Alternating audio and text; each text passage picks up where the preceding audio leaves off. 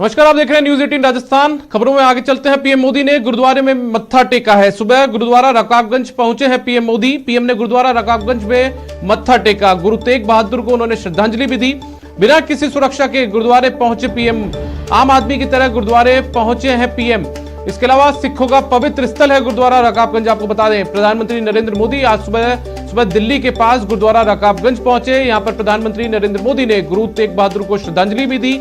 प्रधानमंत्री नरेंद्र मोदी का ये दौरा अचानक तय हुआ था। पीएम मोदी ने गुरुद्वारा रकाबगंज में इस दौरान मत्था टेका। उन्होंने गुरु तेग बहादुर को श्रद्धांजलि भी दी। बता दें कि जब प्रधानमंत्री मोदी यहां पहुंचे तो यहां कोई विशेष पुलिस बंदोबस्त नहीं थी और न ही किसी तरह का ट्रैफिक डायवर्जन किया गया था। प्रधानमंत्री सुबह सुबह कड़ी सर्दी के बीच सामान्य व्यक्ति की तरह गुरुद्वारा रकाबगंज पहुंचे और उन्होंने शीश नवाया।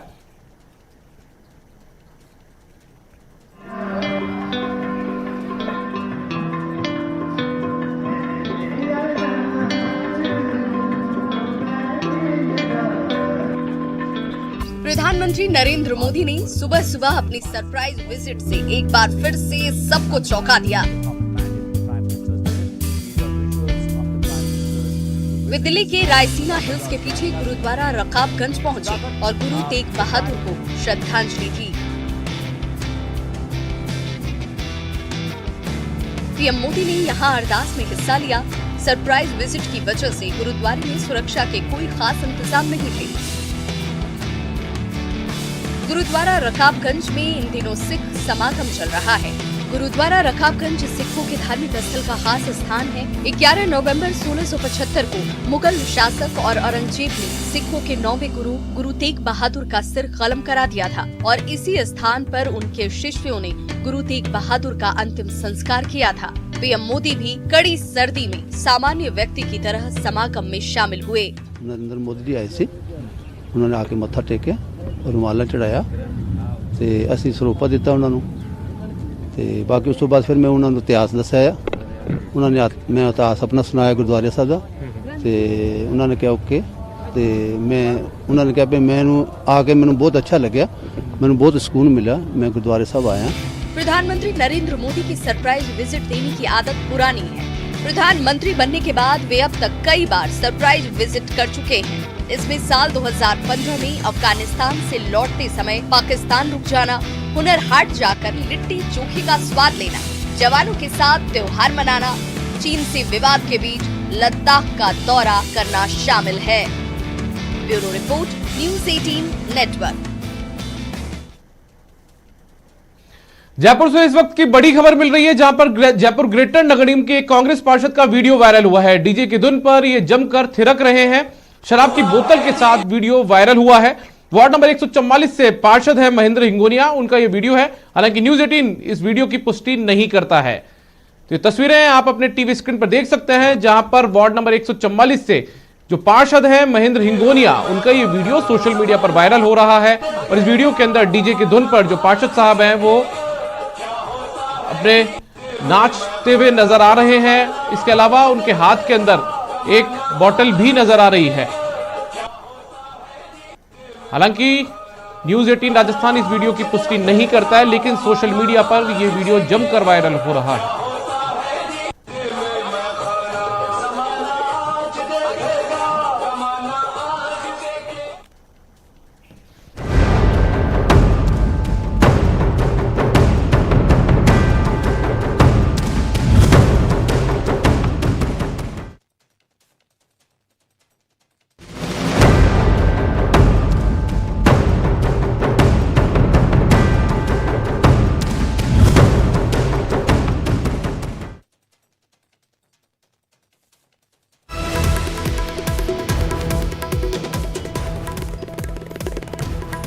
कौन होगा निकाय का नायक? निकाय अध्यक्ष के लिए वोटिंग लगातार जारी है। दोपहर 2 बजे तक ये चुनाव होगा।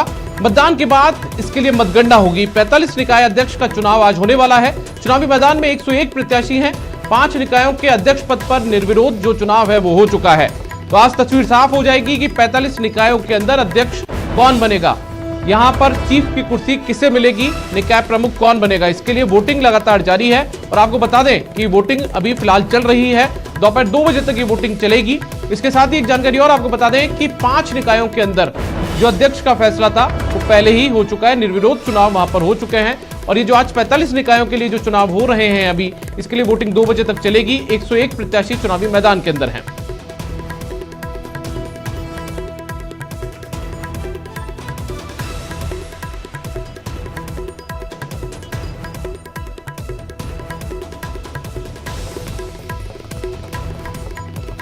हमारे साथ हमारे दो सहयोगी जुड़े हुए हैं। बाबूलाल धायल जुड़े हुए हैं कठपुतली से, इसके अलावा गिरिराज जुड़े हुए हैं सवाई माधोपुर से। पहले बाबूलाल के पास चलते हैं। बाबूलाल, वोटिंग लगातार जारी है, 2 बजे तक ये वोटिंग चलेगी। क्या रुझान अभी कहना मतलब शुरू हुए हैं, किसके पक्ष में मामला बन सकता है, किन किन निकायों के अंदर?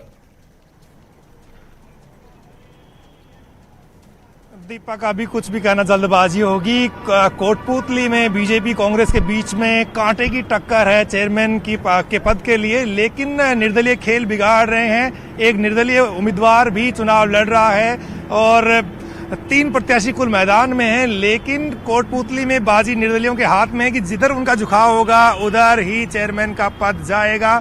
24 निर्दलीय यहाँ पर जीते हैं। अभी कुछ पार्षद वोट करके भी चले गए हैं।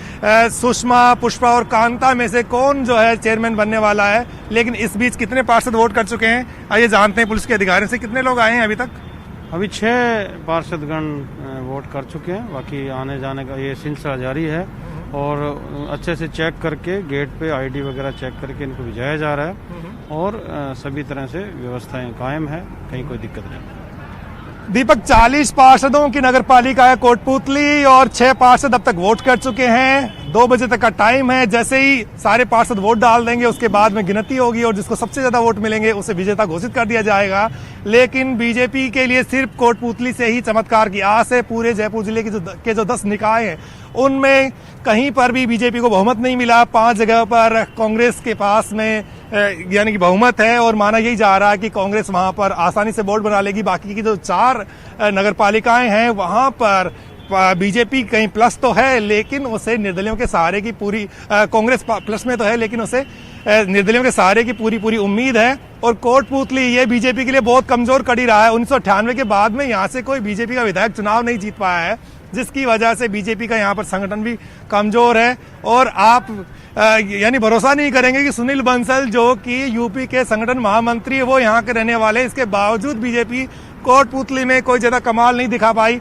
आज जो है बीजेपी के नेता उम्मीद कर रहे हैं कि ये कोई चमत्कार हो जाए और एक बार फिर से बीजेपी को यहाँ पर चेयरमैन का पद मिल जाए, लेकिन कांग्रेस भी आसानी से जो है मैदान खाली नहीं छोड़ने वाली है। उन्होंने पूरी ताकत झोंक रखी है।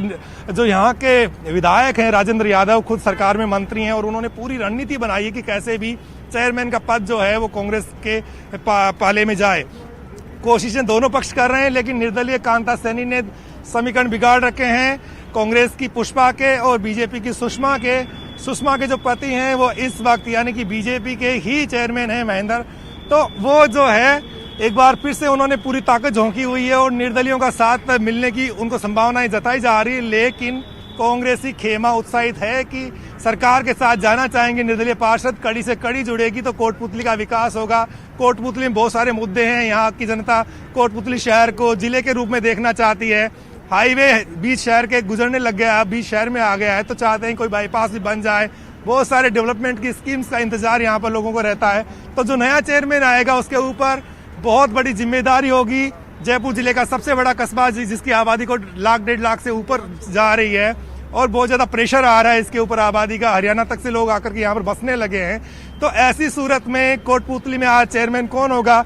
महिला ही बनेगी बेशक, लेकिन क्या बीजेपी, क्या कांग्रेस या फिर कोई निर्दलीय जो खड़ा हुआ है वो बाजी मार सकता है? फिलहाल इंतजार सबको है। सारे वोट जब तक पड़ जाएंगे उसके बाद ही नतीजा आएगा। तो दीपक इंतजार है फिलहाल तो, क्योंकि 6 पार्षद अभी तक आए हैं, बाकी के पार्षदों का आना अभी बाकी है और 34 पार्षदों का अभी वोट करना बाकी है फिलहाल। बाबूलाल, एक छोटा सा सवाल और आपसे जानना चाहेंगे कि 2 बजे तक ये वोटिंग होगी और यदि बात करें निकाय प्रमुख की बात, तो कब तक ये फैसला हो जाएगा? जो परिणाम है वो कब तक सामने आ जाएंगे? दीपक, जैसे ही सारे के सारे पार्षद वोट डाल देंगे 2 बजे तक जितने डाल पाएंगे उसके बाद गिनती हो जाएगी। सबको आना है क्योंकि सब चाहते हैं कि उनकी भी भागीदारी हो, इसलिए कोई एब्सेंट नहीं रहता। इतना महत्वपूर्ण चुनाव है। तो चेयरमैन के लिए जब सारे वोट डल जाएंगे उसके तत्काल बाद यानी कि 2 बजे से पहले आपको वोट डलवाने हैं। जब वोट डल जाएंगे तत्काल नतीजा घोषित कर दिया जाएगा और उसके बाद में कोटपूतली को नया चेयरमैन मिल जाएगा। तो कुल मिलाकर के जो चर्चा है वो ये है कि आखिर कोटपूतली में नया चेयरमैन कौन होगा। कोटपूतली में भाई साहब आपका नाम बताइए, पार्षद है आप? जी बाबूलाल। अच्छा, क्या लग रहा है, क्या सोशल इंजीनियरिंग दिख रही है आपको यहाँ पर? यानी कि बोर्ड बन रहा है कांग्रेस का। कांग्रेस का बोर्ड बन रहा है। पार्षद है कांग्रेस के? कांग्रेस के। हाँ जी, निर्दलीय हूँ मैं तो। अच्छा अच्छा, हाँ। पलड़ा भारी है कांग्रेस का? कांग्रेस का। निर्दलीय क्या पाले में जा रहे हैं कांग्रेस के? बिल्कुल बिल्कुल जी जी बिल्कुल जा रहे हैं जी। तो ये निर्दलीय पार्षद जो दावा कर रहे हैं कि कांग्रेस का यहाँ पर बोर्ड बनेगा और कांग्रेस का पलड़ा भारी है। शायद इनको ये लगता है कि कांग्रेस का बोर्ड बनने से यहाँ पर विकास के ज्यादा काम होंगे और कड़ी से कड़ी जुड़ जाएगी और कोटपूतली विकास की रफ्तार तेजी से पकड़ेगा। दीपक जी बिल्कुल बाबूलाल, हर किसी के अपने अपने अलग अलग दावे हैं। हमारे साथ में हमारे सहयोगी सवाई माधोपुर से गिरिराज शर्मा भी जुड़े हुए हैं। गिरिराज, सवाई माधोपुर की तस्वीर क्या कहती है? वहां पर कौन से जो एक तरीके से बात कहें तो कौन सा दल है जो बाजी यहां पर मार सकता है आंकड़ों के दम पर? जी देखिए, सवाई माधोपुर नगर निकाय चुनाव के मद्देनजर सभापति पद के लिए आज मतदान यहां पर होना है और सवाई माधोपुर तथा गंगापुर सिटी दो नगर परिषद हैं जहां पर सभापति चुने जाएंगे। लेकिन दोनों ही नगर परिषद में जो चुनावी परिणाम है वो काफी विरोधाभासी रहने वाले हैं। सवाई माधोपुर की अगर हम बात करें तो सवाई माधोपुर नगर परिषद में जहां पर कांग्रेस का सभापति बनना तय माना जा रहा है, तो वहीं दूसरी ओर गंगापुर सिटी में भाजपा का सभापति बनना तय माना जा रहा है। क्योंकि सवाई माधोपुर में कांग्रेस के प्रत्याशी अधिक हैं, वहीं दूसरी ओर गंगापुर सिटी में भाजपा के प्रत्याशी अधिक हैं। तो सवाई माधोपुर में 60 जो सीटें हैं नगर परिषद की, उनमें से 27 कांग्रेसी पार्षद चुन करके आए हैं, जिनमें से यूं मान लीजिए कि 4 जो निर्दलीय प्रत्याशी हैं उनके दम पर सवाई माधोपुर नगर परिषद में बोर्ड बनाया जा सकेगा। और कांग्रेस के जो पदाधिकारी हैं, आला जो नेतृत्व है, वो इस बात को लेकर के बेहद आश्वस्त है, पूरी तरीके से विश्वस्त है कि सवाई माधोपुर नगर परिषद में पूर्णतया कांग्रेस का बोर्ड बनाया जा सकेगा। और कांग्रेस के जो प्रत्याशी बनाए गए हैं विमल चंद महावर, उनको सभापति लगभग उनका चुनना तय। उन्हें महज 31 पार्षद चाहिए, 27 कांग्रेस के पास में है, महज 4 निर्दलीय पार्षद चाहिए। इसके अलावा गंगापुर सिटी में 27 भाजपा के पार्षद हैं। इसके अलावा निर्दलीय पार्षदों की जो भूमिका है वो गंगापुर सिटी में मैं आपको अगर आंकड़ों पर अगर बात करूं तो सवाई माधोपुर जिले के गंगापुर सिटी में 21 निर्दलीय पार्षद चुन करके आए हैं। गंगापुर सिटी में महज 11 जो है वो कांग्रेस के प्रत्याशी चुन करके आए हैं। इसके अलावा महज एक जो प्रत्याशी है वो बसपा का चुन करके आया है। तो यानी कि गंगापुर सिटी में भाजपा का सभापति बनना तय माना जा रहा है। गंगापुर सिटी में भाजपा के शिवरतन अग्रवाल हैं, उनको प्रत्याशी बनाया गया है सभापति पद के लिए। और इसके अलावा रुखसार बानो कांग्रेस की प्रत्याशी बनाई गई है। सवाई माधोपुर में विमल चंद महावर कांग्रेस के प्रत्याशी सभापति पद के लिए बनाए गए हैं। तो दूसरी ओर हारे हुए प्रत्याशी ओम प्रकाश डंगोरिया को सभापति पद के लिए सवाई माधोपुर नगर परिषद में प्रत्याशी बनाया गया है। अभी तक हालांकि मतदान प्रक्रिया शुरू कर दी गई है, लेकिन जो जीते हुए प्रत्याशी हैं वे अभी तक नगर परिषद नहीं पहुंचे हैं। लिहाजा जैसे वे पहुंचेंगे अपने मताधिकार का प्रयोग करेंगे और मताधिकार का। चलिए आप बने रहिए गिरिराज हमारे साथ में दौसा से हमारे सहयोगी आशीष शर्मा भी जुड़े हुए हैं, उनसे दौसा की तस्वीर जानने की कोशिश करते हैं। आशीष, दौसा की यदि बात करें तो दौसा में अभी तक कितने पार्षदों ने जो अपने मताधिकार का उपयोग है वो कर लिया है और वहां की तस्वीर अभी क्या कहती है? आंकड़ों की बात करें तो आंकड़े किसके पक्ष में जाते हुए नजर आते हैं? बिल्कुल, दौसा नगर परिषद में 55 वार्ड है और 55 वार्डों में से 52 जो पार्षद है उन्होंने अपने मताधिकार का प्रयोग कर लिया है। हम खेमों की बात करें तो जो कांग्रेस का खेमा आया है उसमें 37 पार्षद शामिल हैं, वहीं जो भाजपा का खेमा है उसमें 15 पार्षद शामिल है। अभी 3 पार्षदों ने अपने मताधिकार का प्रयोग नहीं किया है। ऐसे में खेमे के आधार पर बात किया जाए तो कांग्रेस के पास संख्या बल ज्यादा है। ऐसे में संभावना जताई जा रही है कि कांग्रेस का सभापति बनना यहाँ पर तय है, लेकिन मतगणना के बाद ही पता चल सकेगा कि कितने वोट किस पार्टी को मिलते हैं, किस प्रत्याशी को मिल पाते हैं। बांदीकुई की बात करें तो यहाँ पर 4 भाजपा पार्षदों ने अपने मताधिकार का प्रयोग कर लिया है, साथ ही 6 निर्दलीय पार्षदों ने अपने मताधिकार का प्रयोग किया है। लालसोट में अभी तक मताधिकार का प्रयोग नहीं किया है। दोनों ही जो खेमे हैं वो बाड़ेबंदी में है और वहां से अभी मताधिकार का प्रयोग करने के लिए आ रहे हैं। तीनों जगहों की बात करें तो तीनों में कांग्रेस काफी मजबूत स्थिति में है। सबसे अधिक मजबूत स्थिति की बात करें तो बांदीकुई में है। यहाँ पर बांदीकुई में कांग्रेस का निकाय अध्यक्ष बनना तय है और दौसा में भी काफी मजबूत स्थिति में मानी जा रही है। लालसोट में जरूर यहाँ पर टक्कर है। हम बात करेंगे अब यहाँ के ये जो मताधिकार का प्रयोग करके आए हुए हैं, ये जो कांग्रेस के पार्षद हैं और ये एक साथ 37 पार्षद यहाँ पर आए थे और इन्होंने अपने वोट कास्ट किया है और वोट कास्ट करने के बाद यहाँ बैठे हुए हैं। ये जो सामने बैठी हैं ये कांग्रेस की प्रत्याशी है ममता चौधरी। ममता चौधरी से हम बात करते हैं कि आपके खेमे में एक साथ 37 पार्षद आए हैं, तो क्या लग रहा है अब आपको, क्योंकि कुछ ही देर में मतगणना होने वाली है? मेरे को सब बहुत अच्छा लग रहा है। सब लोग मेरे साथ हैं, हम एक परिवार की जैसे हैं, तो सब मेरे साथ ही। तो क्या आपकी क्या प्राथमिकताएं रहेंगी? संभावना जताई जा रही है कि कांग्रेस का सभापति बनना तय है। यदि आप सभापति बनते हो तो शहर के विकास के लिए क्या प्राथमिकता लेके चलोगे? शहर में सारा विकास करवाऊंगी, सारा साफ सफाई का, पानी का, नल का, सबका, सड़क का, सबका जो भी नगर की प्राथमिकता रहेगी वो सबसे पहले काम होगा। आपके ससुर पूर्व चेयरमैन रहे हैं यहाँ पर, तो उनकी जो वो थी, उनकी जो सिद्धांत से या उनके जो विकास कार्य थे उनको आगे बढ़ाने का काम करेंगे? हाँ, उनके उस पे कदमों पे ही चलूंगी। उन्होंने भी दौसा के लिए बहुत कुछ किया है, बहुत विकास कराता हूँ। बिल्कुल, ये कांग्रेस की प्रत्याशी है ममता चौधरी। इनके ससुर सत्यनारायण चौधरी यहाँ पर चेयरमैन रहे थे। ऐसे में उनकी पुत्रवधू को वापस टिकट मिला है और संभावना जताई जा रही है कि उनका सभापति बनना यहाँ तय है। कांग्रेस के विधायक मुरारीलाल मीणा हमारे साथ है। सर, आपके खेमे के जो पार्षद आए हैं, 37 पार्षदों ने एक साथ वोट किया है। कांग्रेस के बीजेपी के खेमे ने 15 पार्षदों ने वोट किया। अब क्या लग रहा है आपको स्थिति यहाँ की? देखो, हमारी स्थिति जिस दिन रिजल्ट आया था उस दिन से स्पष्ट है। मैं स्टार्टिंग से कह रहा हूँ, मैंने अपने चुनाव स्पीच में भी कहा था, इस बार कांग्रेस ऐतिहासिक जीत दर्ज करेगी और 40 वोट हमारे पक्ष में पड़ेंगे।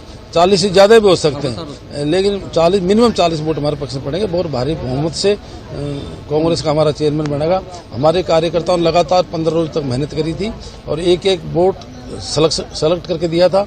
हमारे पूरे जो प्रत्याशी हैं वो टिकाऊ हुए और जीता हुए। इसी हिसाब को देखते हुए निश्चित 40 वोट हम क्रॉस करेंगे। अब बांदीकुई के पूर्व विधायक भी रहे हो, बांदीकुई में भी काफी अच्छी स्थिति में है कांग्रेस और लालसोट में भी अपन आमने सामने की टक्कर है, हालांकि मुकाबला जरूर है। तीनों जगह कांग्रेस मजबूत नजर आ रही है। क्या कहोगे कि जनता का जनाधार है? पूरे जिले में हमारे विधायक भी सब कांग्रेस के, महुआ को छोड़ करके।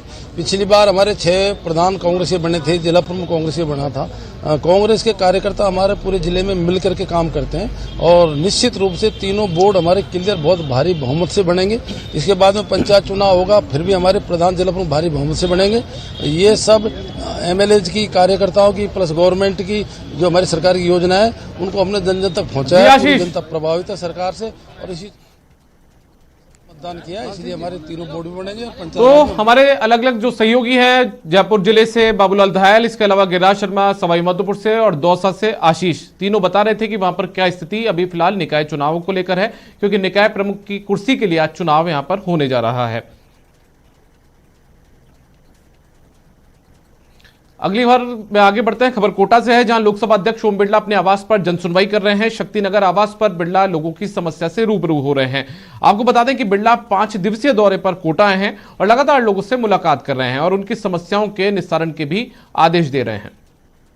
तो ये तस्वीरें आप देख सकते हैं अपने टीवी स्क्रीन पर, जहां पर लोकसभा स्पीकर और कोटा से सांसद ओम बिरला जनसुनवाई कर रहे हैं। अपने शक्तिनगर आवास पर उनकी तरफ से जो जनसुनवाई है वो की जा रही है। 5 दिवसीय दौरे पर कोटा पहुंचे हुए हैं लोकसभा स्पीकर और इस दौरान लोगों की समस्याओं को वो सुन रहे हैं और साथ ही उन्हें निस्तारित भी कर रहे हैं। जो अधिकारी हैं उनको निर्देश दे रहे हैं कि लोगों की समस्याओं का निस्तारण किया जाए। जब भी मैं संसदीय कार्य से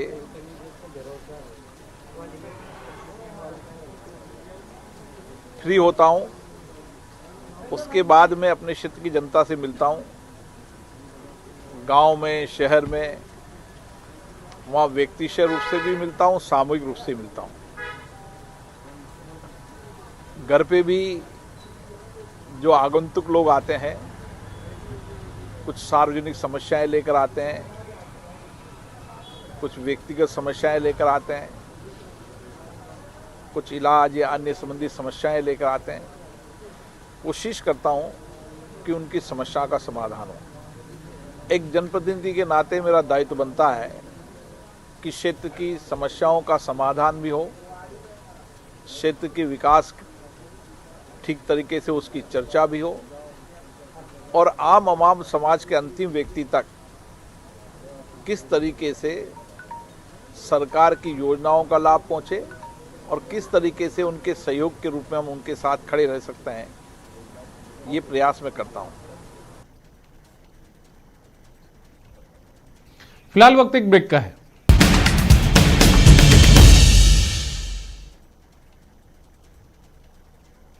ब्रेक के बाद आपका स्वागत है। अलवर की भिवाड़ी से खबर है, जहां पर पुलिस के हत्थे चढ़े हैं 5 आरोपी। मर्डर की प्लानिंग बना रहे थे तमाम आरोपी। 2 आरोपियों को संदिग्ध हालत में पकड़ा गया है। आरोपियों पर महिला से गैंगरेप का भी आरोप है। महिलाओं को चंगुल से भी इस दौरान आजाद कराया गया है। तो आपको बता दें कि अलवर के भिवाड़ी से ये बड़ी खबर है, जहां पर पुलिस के हत्थे चढ़े हैं 5 आरोपी। मर्डर की प्लानिंग ये आरोपी बना रहे थे।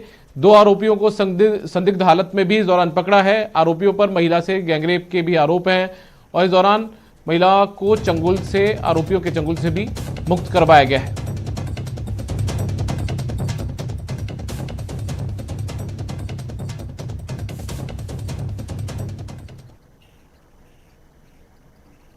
चलिए बात मरुधरा की उस बेटी की जिसने बीकानेर के साथ साथ पूरे प्रदेश का नाम रोशन किया है। दरअसल डूंगर कॉलेज भूगोल विभाग की सहायक आचार्य डॉक्टर श्वेता नेहरा ने लेफ्टिनेंट रैंक हासिल कर प्रथम महिला एनसीसी लेफ्टिनेंट होने का खिताब हासिल किया है। डॉक्टर श्वेता को 7वीं राज्य एनसीसी के सीनियर विंग में महिला एनसीसी अधिकारी बनाया गया है। बता दें कि इससे पहले डॉक्टर श्वेता ने एनसीसी के ऑफिसर्स ट्रेनिंग एकेडमी ग्वालियर में आयोजित प्री कमीशन्ड कोर्स में भाग लिया था, जहां उनको उच्चतम अल्फा ग्रेड से नवाजा गया था। डॉक्टर श्वेता को ओटीए ने सर्टिफिकेट ऑफ एक्सीलेंस भी दिया है। महिला एनसीसी अधिकारी डॉक्टर श्वेता से बात की हमारे संवाददाता विक्रम जागरवाल ने। संभाग की सबसे बड़ी राजकीय डूंगर महाविद्यालय ने अब एक बार फिर इतिहास रच दिया है। यहाँ की शिक्षिका श्वेता नेहरा ने पहला एनसीसी का जो है ऑफिसर का ग्रेड प्राप्त किया है। हम बात करते हैं जी मैम, पहली महिला अधिकारी के रूप में आपने जो है वो कोर्स करके और मेडल भी जीता है, कैसा महसूस हो रहा है? सर, राजकीय डूंगर महाविद्यालय की छात्रा रही हूँ और मुझे सौभाग्य प्राप्त हुआ है कि एनसीसी की जो छात्राएं हैं हमारे ग्रामीण इलाकों से जो आती हैं, तो उनमें एक हेजिटेशन था। यहाँ जब कोई उन्हें फीमेल ऑफिसर नहीं मिलती थी तो वो थोड़ा सा उसमें झिझक होती थी कि वो जब कैंप्स जाएंगी या एनसीसी जब वो लेंगी तो एक हिचकिचाहट होती थी उनके पेरेंट्स को भी और उनको भी। तो सर जब ये ऑफर आया और जब वैकेंसी आई हमारे यहाँ कि एक लेडी ऑफिसर की ज़रूरत है, तो सर मैंने सोचा कि मेरा इंस्टीट्यूट है जहाँ की मैं स्टूडेंट भी रही हूँ, तो मुझे निश्चित तौर पे अपने कॉलेज के लिए, अपने बीकानेर के लिए, अपने रूरल बैकग्राउंड की गर्ल्स के लिए, तो सर मैंने इसको एक्सेप्ट कर लिया। सबसे चैलेंजिंग फेज जो था वो ट्रेनिंग वाला था कि 3 मंथ्स 90 डेज की ट्रेनिंग होती है sir officers training academy Gwalior में। तो वो क्योंकि मैं एक टीचर होने के साथ साथ एक मदर भी हूँ, एक वाइफ भी हूँ, एक डॉटर भी हूँ, तो मेरे पर बहुत सारी रेस्पॉन्सिबिलिटीज भी हैं। जिस तरीके से जो श्वेता नेहरा है वो बीकानेर की पहली अधिकारी बनी है और उसके साथ साथ जो एनसीसी में जो छात्राएं अब डूंगर कॉलेज में पार्टिसिपेट करना चाहती हैं उनके लिए महिला अधिकारी के रूप में अब ये कार्य करने वाली है। और ऐसे में जो सेना के प्रति जो लोगों का रुझाव है और महिलाओं को जिस तरीके से अब सेना में भर्ती किया जा रहा है, उससे निश्चित रूप से ये एनसीसी की अधिकारी अब बीकानेर की डूंगर कॉलेज की छात्राओं को भी सेना के मोर्चे तक पहुंचाने का काम करेगी। बीकानेर से न्यूज 18 के लिए विक्रम जागरवाल। और इस बुलेटिन में फिलहाल इतना ही। आप देखते रहिए न्यूज 18 राजस्थान। नमस्कार।